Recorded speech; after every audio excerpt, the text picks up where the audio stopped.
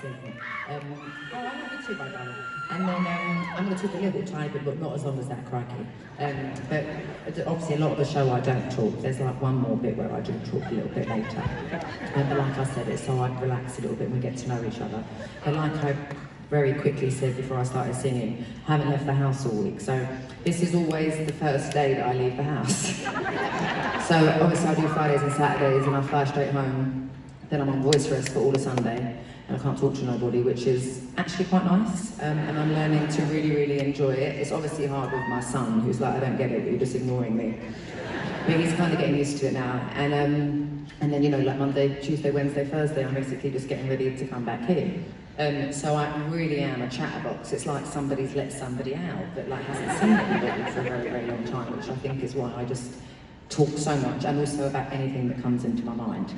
So this is always the highlight of my week on a Friday, coming back to Vegas and getting to see you guys. Thank you enough for taking the time and making the effort to come. Thank you so much. Don't fuck, it's Friday. And I'm going to do a song for you now that is, I'm trying to think if I did anything. Oh, I did sunbathe. I sunbathed, you know, typical Brit abroad. You know, obviously we never got weather. Do you have anyone from England here? In England, I mean, every now and then the sun comes out, doesn't it? And we lose our minds, don't we?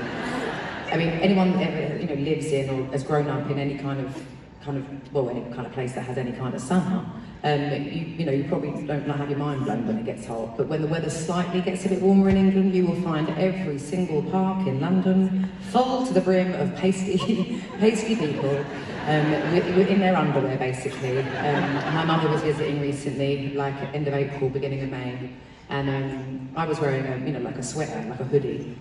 That's a jumper, sorry to the Brits, they're like, what is a sweater?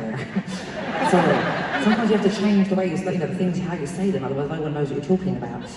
And I was wearing, because I was, you know, I was cold, and she was out there in her bikini, you know, just basking in the sunlight, drinking a beer, like, you know, thinking she was on proper holiday. Well, I mean, she was on holiday, but you know what I mean. See what I mean?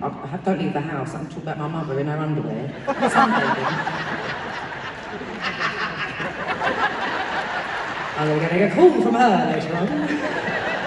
Anyway, so I did sunbathe on Wednesday, and I got very burnt on my back. You see, the last time I sunbathed, I had guests over, so I was wearing a bikini top, and then sort of dozed off on my front, and then ended up with a huge line. And I have some very big shows coming up in August, right, in Germany, over in Europe. And I'm very excited. I do think about that every single day, so even before I come see you guys on a Friday and Saturday, I'm obviously doing a lot of work from my bed for Munich. And don't worry, I'm on the phone and on my laptop all the time. Anyway, and one of the dresses has a very long cut back. And I have this enormous tan line going right through the middle of my back. So I'm obviously, so the other day I was topless in my yard.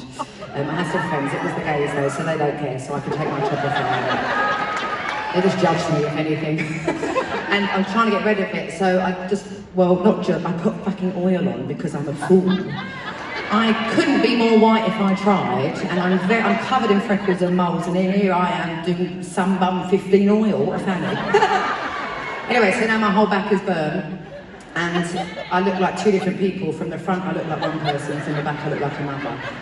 And the weather doesn't get good for another 2 weeks, but I ain't get a spray tan because they stink. I think spray tans smell funny, I don't like it.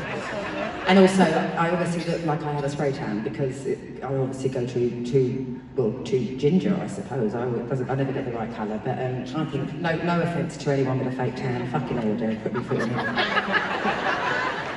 It doesn't work well with my natural body scent. It smells funny, I don't like it, and then I get self-conscious. Moving on swiftly! Go get that fake tan, go get it. Love it, I might get one tomorrow. Okay, so I'm going to do the first song now. I might have to get a fake tan on the front because my back looks so... Oh, anyway, here we go. Let's just forget it. So I'm going to do the first song that I wrote for my second album now. And I was very, very lucky with my first album that I got to travel with my first album and people were remotely interested because, well, especially outside of London, I mean, it was a feat in itself for anyone in England to want to hear about me, but Europe and overseas and over here and stuff like that, because especially for those Gen Z I was mentioning earlier who don't know what MySpace is. There was no streaming services when I first came out, and there was no social media platforms the way that there is. Like, you can travel the whole world now from, you know, from your bedroom, which obviously, for my weekdays, is right up my alley, I suppose. So, you know, you really did rely on things like radio and things like printed magazines, can you imagine?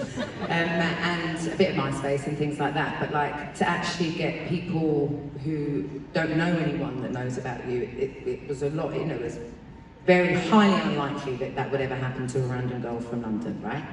So I always felt very, very lucky, and upon that journey I discovered a lot of country music and a lot of bluegrass music, which I hadn't listened to before and I've never really heard, you know, growing up in North London. I became a bit obsessed. And I loved the storytelling of it, and I really hoped that by the time it came out to my second album, which I wasn't any under pressure or anything like that to write, it's just I've been so consumed by music all the time. You know, when I was younger, before I was signed, it was just sort of my hobby, and then I'd have to go to school and have to have, you know, a part-time weekend job, so it wasn't something I got to do for my hobby and my job. It was like, what do you mean that can be my job?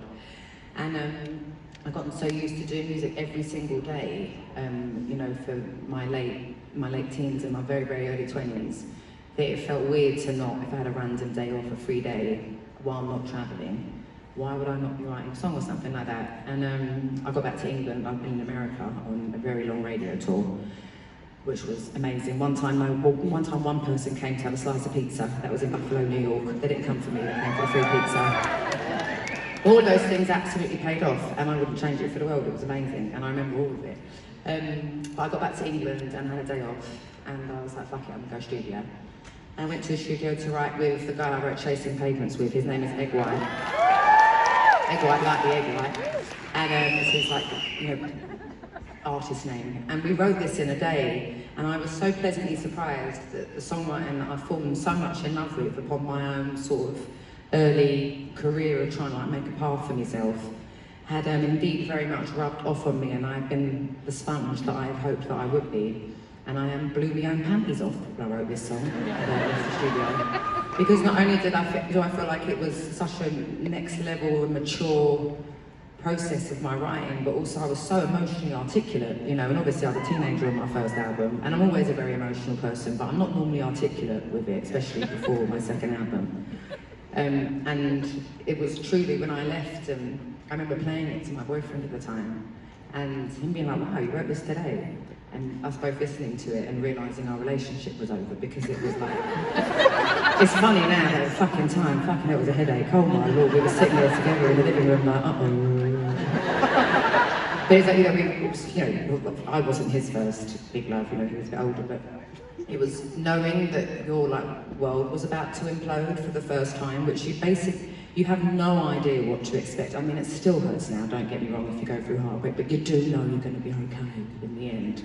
So you can kind of, like, you know, mother yourself a little bit, being like, it's all right, ride it out. But when you're like 21, and it's like the first person you ever loved, you lived together, your whole life is together, I honestly thought the world was ending.